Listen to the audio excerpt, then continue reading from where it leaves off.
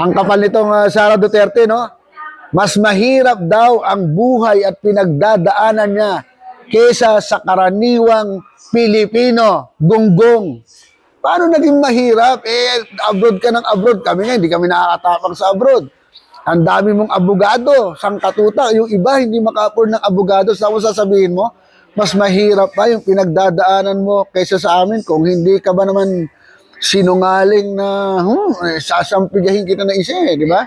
Kung lumulusot lang tong kamay ko, mga kaboses, talagang palulusutin ko yan dyan para magtino yan. Paano sasabihin? Mas mahirap pa. Mas mahirap pa dun sa isang kaig, isang tuka. Mas mahirap pa dun sa walang makain. Mas mahirap pa sa mga magsasaka. Bay, si Raul lang maniniwala sa iyo, VP Sara Duterte. Ano?